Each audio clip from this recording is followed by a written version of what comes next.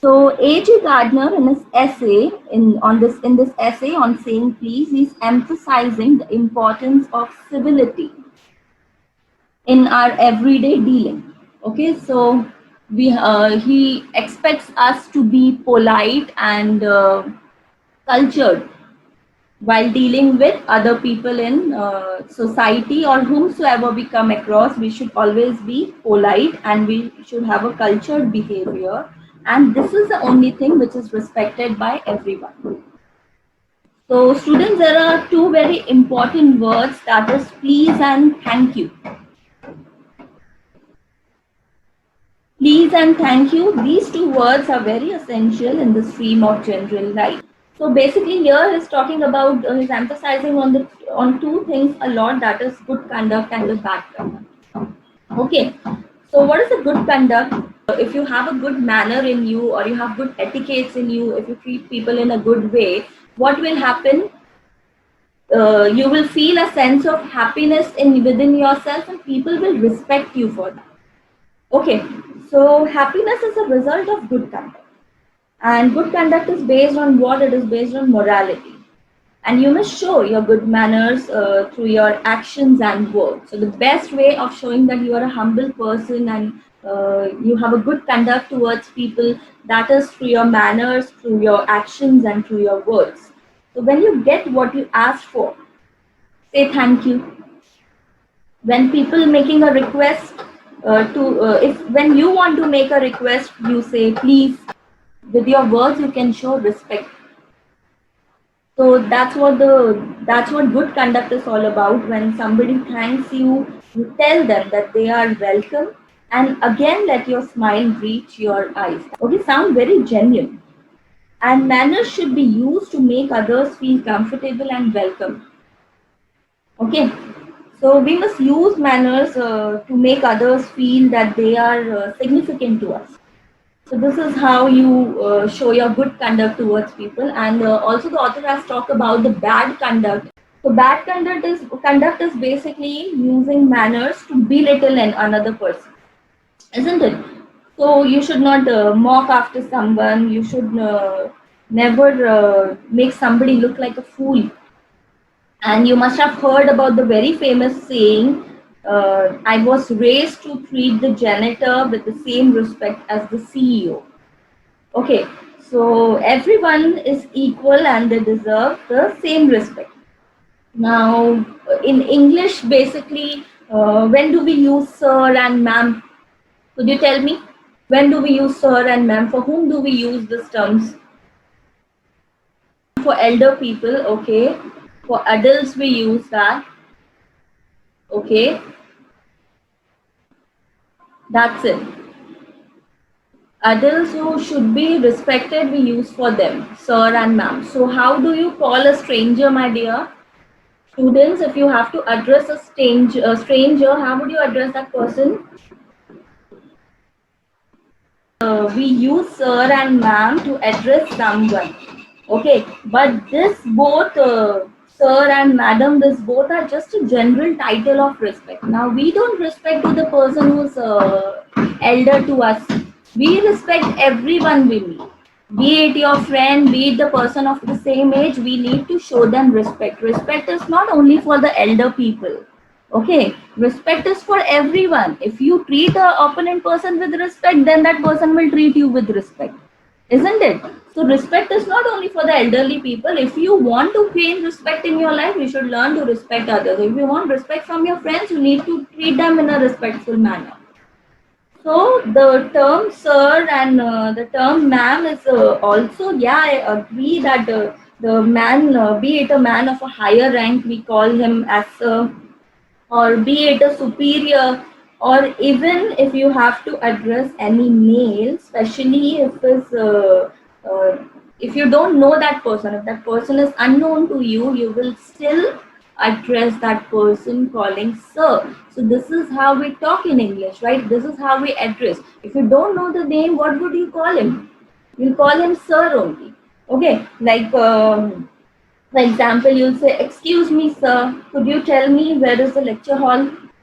Isn't it? You don't know that person who is. You don't know his name.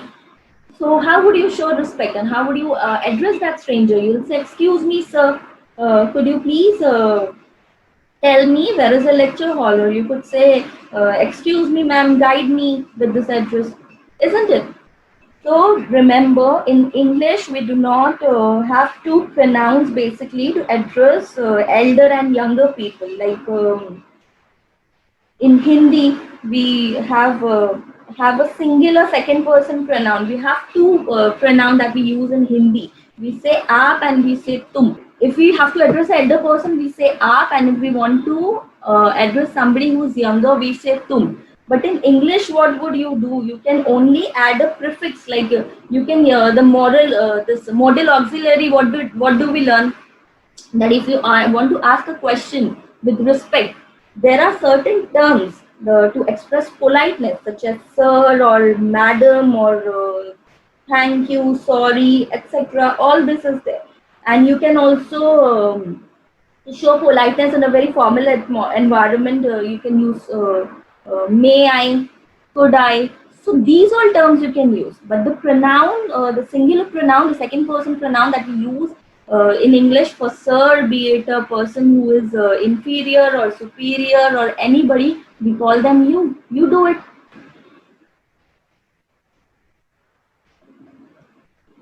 So basically, here the poet, this author is emphasizing on politeness and is emphasizing on courtesy. Okay, English has sir, it has madam, miss, Mr. You can say to show for polite expression, you can say sorry, you can use please, you can use thank you, all these things. Students, you must have heard that famous couplet, hearts like doors will open with ease to very, very little keys. And don't forget that two of these are I thank you and if you please. So that's what the author is emphasizing, that you should always be polite and use these polite expressions and show gratitude. You should show affection and ability to love people. Okay, and you should always be thankful to for favors, compliments, gifts, hospitality, or somebody offers you help, all those things. Okay. Now, here, what happens? The incident between the liftman and the passenger. What happens there? The liftman send a person out of the lift. The passenger who is refusing to say please. The problem was that the passenger rather rudely demanded to be taken to the top. But he did not say that please take me to the top, or could you take me to the top? Nothing. He just rudely demanded to the liftman that take me to the top. So to the top floor. So whereas the liftman wanted a polite request, adding please before the command. Since the passenger refused to use the word, the liftman threw the passenger out of the lift. After this incident, the narrator talks about what is discourtesy. Discourtesy is not a legal offense of being harsh or disobedient or impolite, or it is not considered as a legally punishable offense. So, for example, if you are talking to somebody elder to you, or if you're talking to somebody with a higher position to you, and that person is talking to you politely, but you are misbehaving with that person, so nobody is going to point out that person, even if he he was wrong, whatever he did with you was wrong, or even whatever that person treat you was not in a correct way, or that person blamed you of something, that nobody is going to look, but the people will look at your behavior, the way you retaliate back or the way you replied back, that people will see. The author says, if he also gives an example of a robber here, if a burglar breaks into your house. Now here the author is saying that he has given us an example of a robber, where he states that if a robber breaks into someone's house, then what should a person do? Should he use violence against her? Even if he does that, it's okay, because that is a legally punishable offense. He says that this offense is a legally punishable offense. Okay. But here, in the case of the lift man, the author says he doesn't have any authority with himself to rather beat that person or to physically assault that opposite person. And that person is ill mannered with you, you cannot treat that person in a bad way. See, here in this line, the author says it would never do if we were at the liberty to box people's ear because we did not like their behavior.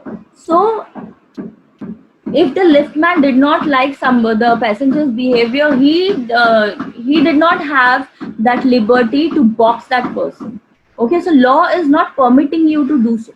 But law, if somebody robs at your home and if you take any action, that is okay, because that is a legal punishment. But there's no legal punishment for such things, that the incident that took place between the liftman and the passenger, isn't it? So if the law gave you the permission to just slap somebody if you do not like the behavior, then what would be the end result of all this?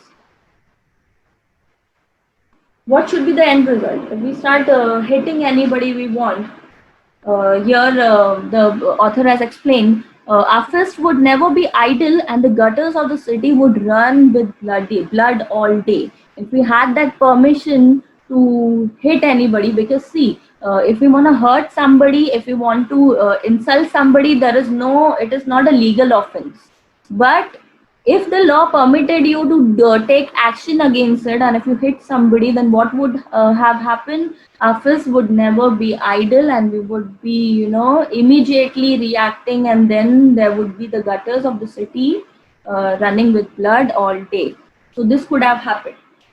Okay, so that's what the author says, that even if you feel sympathetic towards the lift man, but the reaction of the lift man was basically not correct. Okay, and we must admit that the law is correct by not sanctioning us. Okay, by not sanctioning us the authority to use the violence. And he says that even if we were at the liberty to box the people's ear, then what would have happened? We would have misused our power, and then the end result would have been very bad. Okay. So, however, the author says that the reason for the liftman's uncivilized behavior towards a rude passenger was because he was hurt by this slur cast. Okay, he was really hurt by the way that the passenger behaved with him, the way, the tone of saying that top floor was really bad without using the preface please or without using the preface could. Okay, so that hurt the sentiment of the liftman, and because he was hurt by this behavior of the passenger, this is an attack on his status. So the passenger's harsh manner was a wound to the self-respect of this liftman. So that was the reason he behaved in that way. Then again, the author emphasized on all these things, that if you are what will happen if you behave in this manner, or if you are ill-mannered with somebody, then what could happen. So certain things are again explained over here, and then the author has given an example of a polite person whom he knows is about a bus conductor. So this part we will cover in our next lecture, students.